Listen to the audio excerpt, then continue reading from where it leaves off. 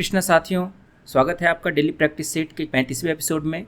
इस वीडियो में क्या है खास, चलिए देखते हैं। आज हम लाए हैं CGL 2023 टीयर 1 के 21 जुलाई के शिफ्ट 1 के सवाल। कुल 25 सवाल है और इसमें हम बेसिक कंसेप्ट के साथ साथ ट्रिक भी सीखेंगे। तो चलिए हम अपने पहले सवाल से शुरू करते हैं।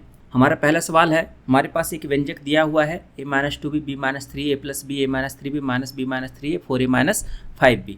तो इसको हल करने के लिए हमको क्या करना है, सिंपली यहाँ पर a का मान 1 रख दीजिए और b का मान 2 रख दीजिए, ठीक है। और यहाँ पर चेक कर लीजिए कि कौन सा ऑप्शन हमारा बनकर आ रहा है। तो a का मान 1 रखेंगे और b का मान 2 रखेंगे तो 1 - 4 -3 दे देगा।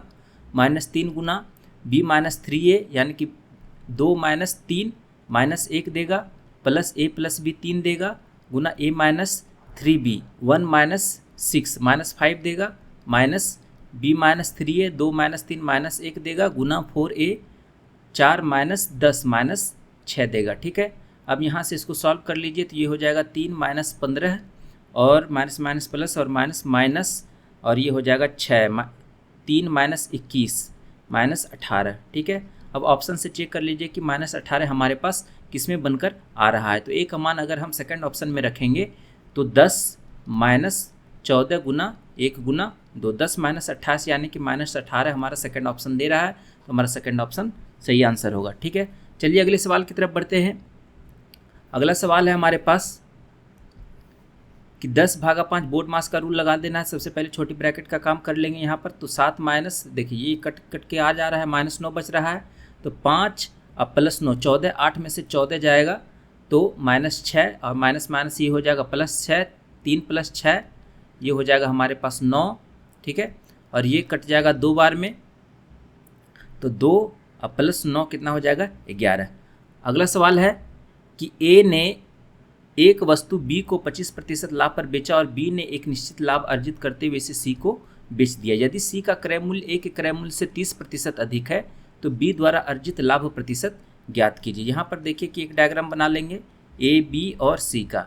A ने बेचा इसको कितना 25%, ठीक है। और B ने एक निश्चित लाभ अर्जित करते, मान लेते हैं कि X% लाभ अर्जित करते हुए C को बेच दिया। और C का क्रय मूल्य A के क्रय मूल्य से 30% अधिक है। तो C का क्रय मूल्य यहाँ पर देख लीजिए कि A से, यानी कि ये 30% प्रॉफिट में रहा होगा, ठीक है। तो आप देख लीजिए कि ओवरऑल प्रॉफिट जो है 30% का है, ठीक है।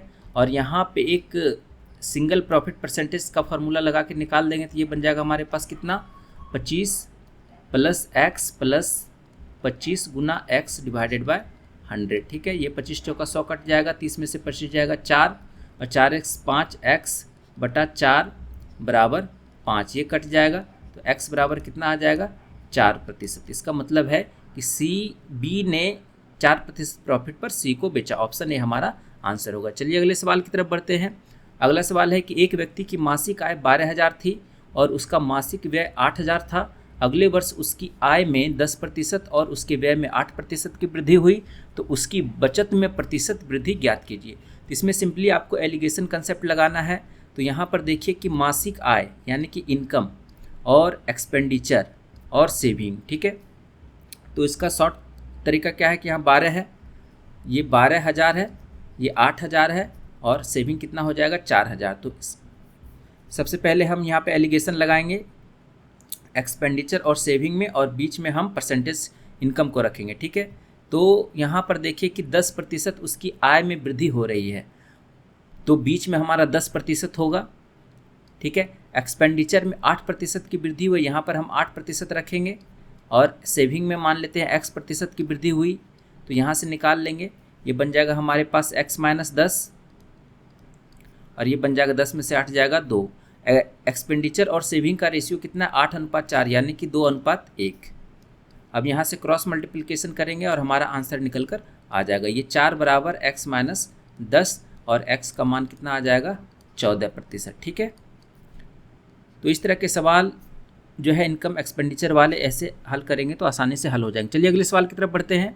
अगला सवाल है, एक ट्रायंगल दिया हुआ है, एक वृत्त, इसके अंदर है PQR DEF भुजाओं PQ QR RP को। यदि भुजाओं PQ की लंबाई 18 है, PQ मतलब यहाँ से यहाँ तक 18 है और QR की लंबाई यानी कि यहाँ से यहाँ तक 13 है और RP की लंबाई यहाँ से यहाँ तक 15 है तो PD की लंबाई हमसे पूछा जा रहा है। तो यहाँ पर देखिए कि अगर हम PD की लंबाई x मान लेते हैं तो QD कितना हो जाएगा 18 - x, ठीक है।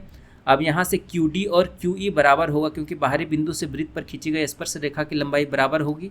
ये हो जाएगा 18 - x, ठीक है। और इधर x है तो ये भी इधर x हो जाएगा, और ये हो जाएगा यहाँ पर 15 - x, और ये भी हो जाएगा इधर 15 - x, ठीक है। अब ये दोनों को मिला के हमको 13 बनाना है, ठीक है। तो कितना हो जाएगा 15 और 18 33 - 2x बराबर 13। तो 2x बराबर कितना हो जाएगा 33 में से 13 जाएगा 20, और x का मान निकल कर आ जाएगा 10, ठीक है।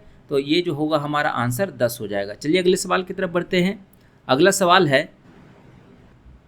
कि कपास और खादी के कुल उत्पादन के मध्य कितना अंतर है। यहाँ पर देखिए कि कपास और खादी, ये है कपास और ये है हमारा खादी के कुल उत्पादन के बीच में कितना अंतर है। तो यहाँ पर देखिए कि 100, 200, 300, 310, 330, 350, 351 और 4 355, ये हमारा आ गया 355।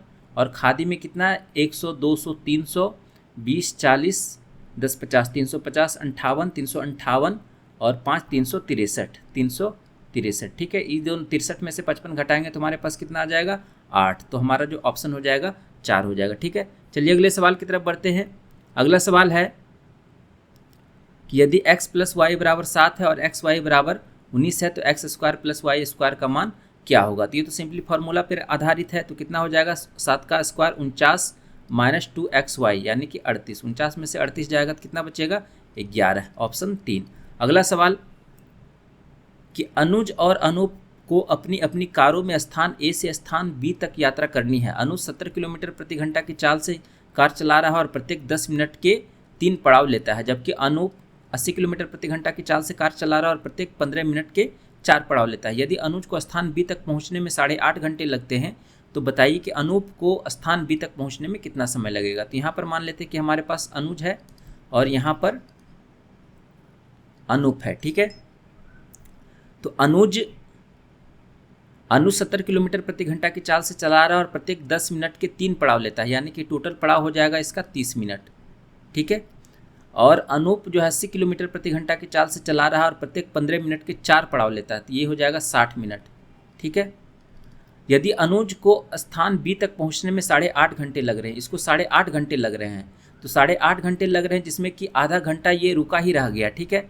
तो इसको एक्चुअल में दूरी तय करने में 8 घंटा ही लगा होगा, ठीक है। और टोटल डिस्टेंस हमारे पास कितना हो जाएगा, तो इसका जो है स्पीड है 70 किलोमीटर प्रति घंटा।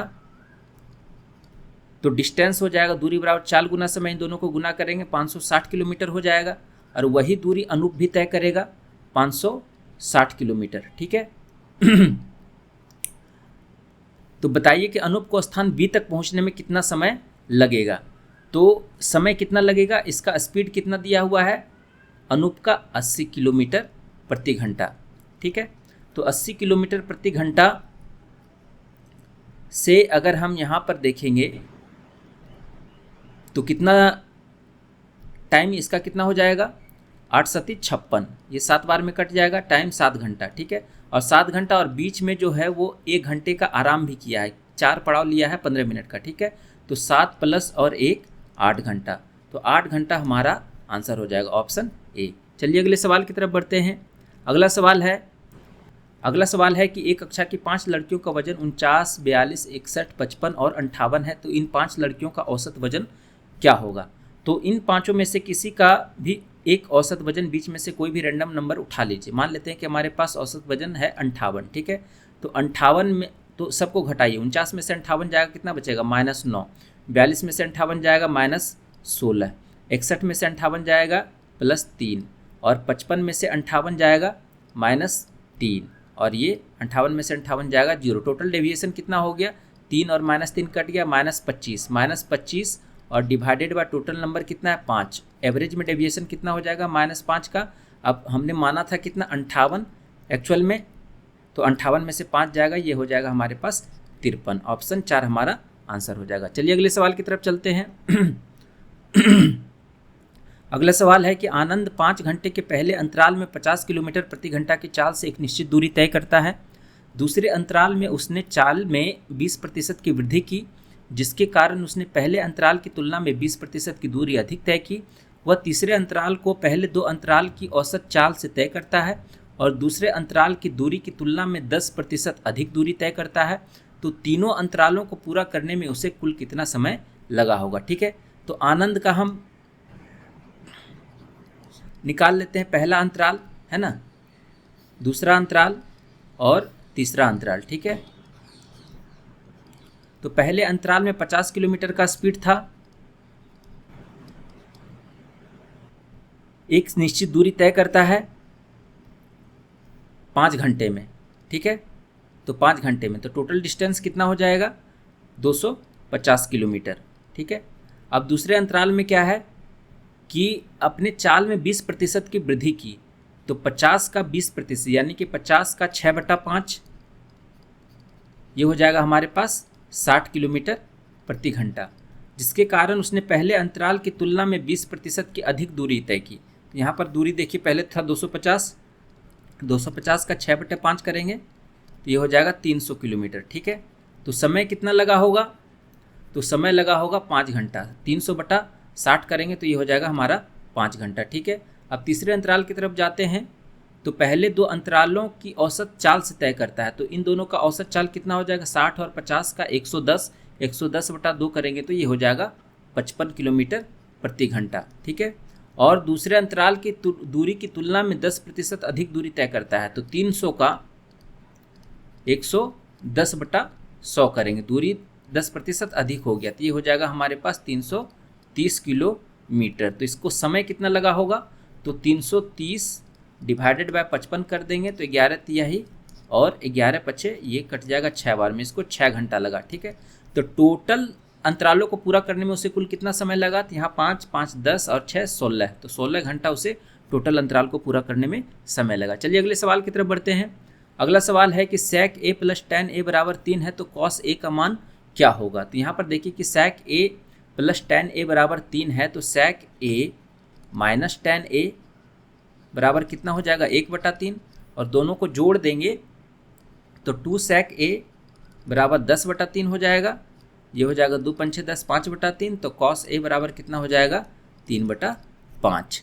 अगला सवाल कि दी गई आकृति में QPS और SRQ है ना सर्वांगसम है, तो एंगल PSR का माप ज्ञात कीजिए। एंगल PSR यानी कि ये वाला एंगल हमसे पूछा जा रहा है, तो यहाँ पर देखिए कि QPS सर्वांगसम है किसके, SRQ के, यानी कि Q का S, P का R और S का Q लगाएंगे। ठीक है, तो यहाँ पर देखिए कि 106 डिग्री है, तो इसका P इसके R के बराबर है, तो ये भी हमारा 106 डिग्री रहा होगा।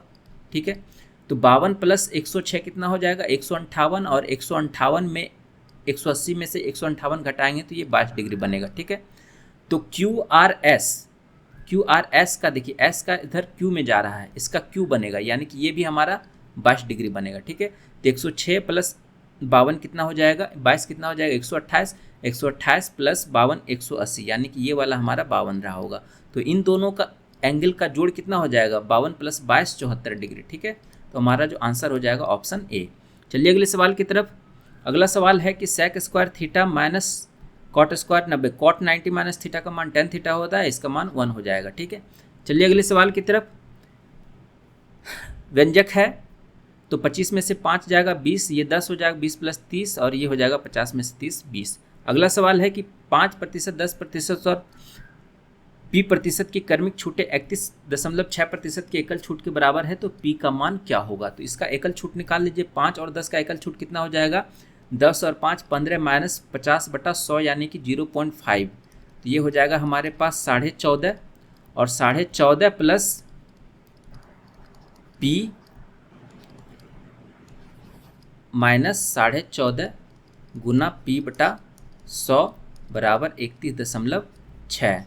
ये इधर चला जाएगा 14.5, कितना बन जाएगा, 6 में से 5 जाएगा 1, और 11 में से 4 जाएगा 7, 27.1, और ये हो जाएगा हमारे पास कितना 85.5 P/100 बराबर 27.1। ठीक है, तो यहाँ से आप निकाल लीजिए, यहाँ पर 17 होगा, ये हो जाएगा हमारे पास 17। ठीक है, तो यहाँ से P का मान निकाल लीजिए, कितना हो जाएगा 1710 डिवाइडेड बाय 85.5, ये शून्य हो जाएगा। 855 दूनी कट जाता है, p बराबर 20 हमारा आंसर होगा। चलिए अगले सवाल की तरफ, कि ए बी से 3.5 गुना तेज़ी से कार्य करता है, ठीक है। इफिशियंसी निकाल लीजिए, ए बटा बी का मान कितना है, 3.5 है ना, गुना ज़्यादा है, तो 35 को इधर 35/10 लिख सकते हैं। 5 7 35, 5 2 10, इफिशियंसी रेशियो कितना आ जाएगा, 7/2। ए किसी कार्य को पूरा करने में 20 से 45 दिन कम समय लेता है, तो ये तो है इफिशियंसी रेशियो। अगर टाइम का रेशियो निकालेंगे तो ये सीधा इसका उल्टा हो जाएगा, 2/7 हो जाएगा, और दोनों का डिफरेंस कितना हो जाएगा, 5 यूनिट। 5 यूनिट का मान कितना दिया हुआ है, 45, 5 नमा 45, 9 बार में कट जाएगा, तो 1 यूनिट का मान 9 है, तो इसका टी कितना निकलेगा, ए का 18 और इसका निकलेगा 9 7 63, ठीक है। अब निकालना है कि उसी कार्य को पूरा करने में लगने वाले दिनों की संख्या ज्ञात कीजिए यदि ए और बी साथ कार्य करते हैं, तो समय कितना निकलेगा, तो डायरेक्टली 18 गुना फॉर्मूला से लगा दीजिए, 18 गुना 63 डिवाइडेड बाय 18 प्लस 63, ठीक है। तो कट रहा है 9 से, 9 दूनी 18, इधर भी 9 दूनी 18, 9 7 63, और 7 2 9 7 63, और 7 दूनी 14, यानी कि हमारा जो आंसर आ जाएगा वो 14 आ जाएगा। चलिए अगले सवाल की तरफ। अगला सवाल है, पंखों और कूलरों की इकाइयों में प्रतिशत वृद्धि को दर्शा रहा है, तो कूलर और पंखों की वृद्धि दर के औसत में कितना अंतर है, ठीक है।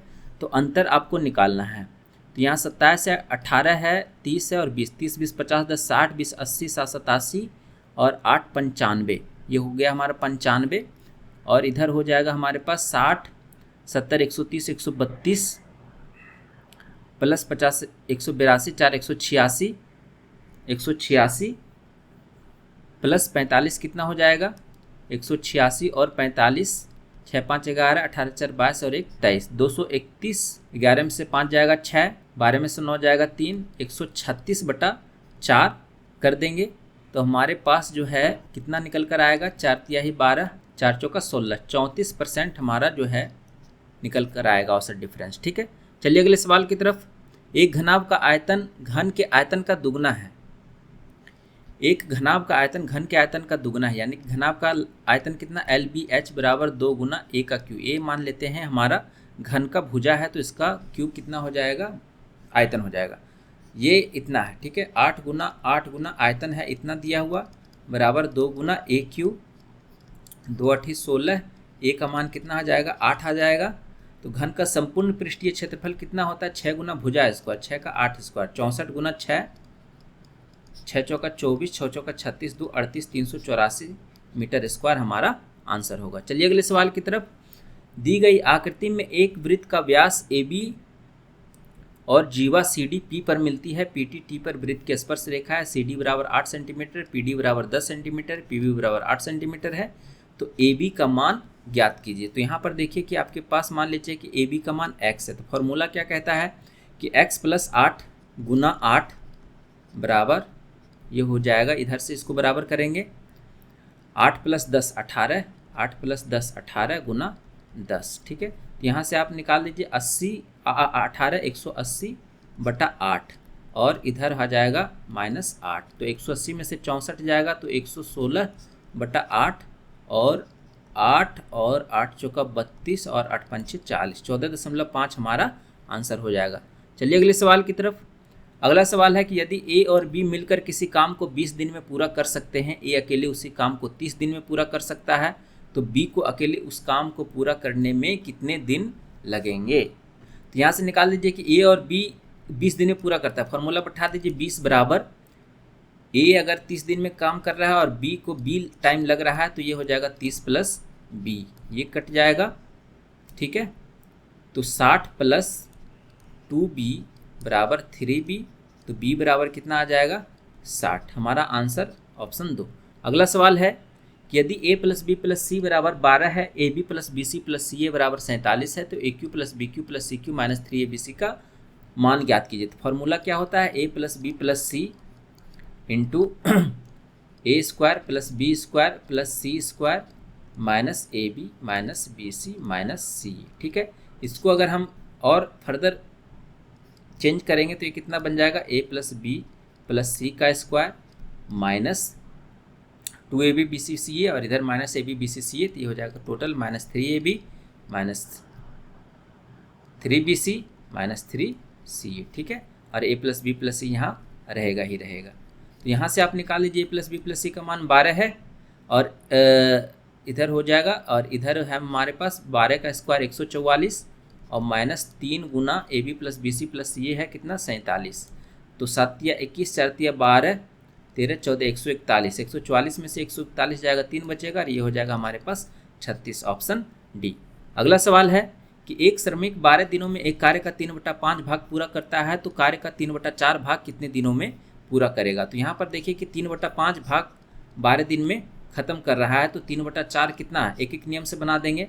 12/3/5 गुना 3/4, 3 3 कट गया, 4 तिहाई 12, 5 तिहाई 15, 15 हमारा आंसर आ जाएगा। अगला सवाल कि राघव 45 मिनट में 3300 मीटर की दूरी तय करता है, उसकी चाल किलोमीटर प्रति घंटा में क्या है। तो यहाँ पर देखिए कि 3300 मीटर डिवाइडेड बाय 45 मिनट है, तो मिनट को हमको सेकंड में चेंज कर देंगे, तो 45 गुना 60 सेकंड हो जाएगा। और मीटर पर सेकंड को अगर हम किलोमीटर पर आवर में गुना करेंगे तो 18/5 हमसे इसमें हमको गुना करना पड़ेगा, ठीक है। तो ये कितना हो जाएगा, 9 × 5 = 45, 9 दूनी 18 और ये 5 × 6 = 30 और ये 5 × 6 = 30, 660, ठीक है। और ये कट जाएगा, ये 11 हो जाएगा और ये बन जाएगा हमारे पास 22/5, 22/5 चौका 20, 4.4 हमारा आंसर हो जाएगा, ठीक है। चलिए अगले सवाल की तरफ। अगला सवाल है कि एक सही त्रिकोणमितीय सर्वसमीका नहीं है, एक ट्रिगोनोमेट्रिकल आइडेंटिटी कौन सा हमारा नहीं है, ठीक है। तो यहाँ पर सिंपली आपको दिख ही रहा है, sec square minus tan square theta 1 होता है, sin square theta plus cos square theta 1 होता है, cos square theta minus cot square theta 1 होता है। तो यही हमारा आंसर होगा। अगला सवाल है कि 6400 की राशि 3 वर्षों में 8320 हो जाती है, उसी दर पर 5 वर्ष में 7200 की राशि कितनी हो जाएगी। तो पहले यहाँ पर रेट निकाल लीजिए, रेट कितना हो जाएगा। तो रेट बराबर क्या होता है, 8320 में से 6400 घटाएंगे तो ये 20 हो जाएगा, 83 में से 64 जाएगा तो कितना 19 बचेगा, ठीक है। 1920/6400 और गुना 3 और गुना 100, ठीक है। ये कट जाएगा, 2 शून्य कट जाएगा, 3 × 6 = 18, 3 × 4 = 12 और ये हो जाएगा हमारे पास 10%। 10% हमारा रेट निकल कर आ गया। तो यहाँ से आप अमाउंट आपको निकालना है इसी दर पर, ठीक है। तो 7200 की राशि 5 वर्ष में, तो 1 साल का रेट है 5, तो 5 साल का 50%, इसको बढ़ा देंगे 150 कर देंगे, ठीक है। ये कट जाएगा, तो 15 दूनी 30 और 15 सती 75 से 105 और 108, ये हो जाएगा 10,800 हमारा आंसर हो जाएगा, ऑप्शन ए, ठीक है दोस्तों। तो आज के टोटल हमने 25 के 25 सवाल किए और हमने देखा कि कहाँ पर हमको कंसेप्ट लगाना है और कहाँ पे हमको शॉर्ट ट्रिक से बनाना है, ठीक है। तो ये सारे सवाल जो है हम हमारे YouTube चैनल के कम्युनिटी पोस्ट में भी अपलोड किए जाते हैं, वहाँ पर आप भी प्रैक्टिस कर सकते हैं। और इस वीडियो की PDF हम आपको हमारे टेलीग्राम चैनल एडुकेट सेंटर पर उपलब्ध हो जाएंगे। अपनी तैयारी को मजबूत बनाइए, हमारे साथ हमारे चैनल से जुड़ जाइए। हम इसी तरह के वीडियो जो है प्रीवियस ईयर के सवाल जो है इस प्लेटफॉर्म पर लाते रहते हैं, तो आपको काफ़ी बेनिफिट होगा। तो चलिए फिर मिलते हैं नए वीडियो में नए जोश के साथ, तब तक के लिए धन्यवाद, नमस्कार।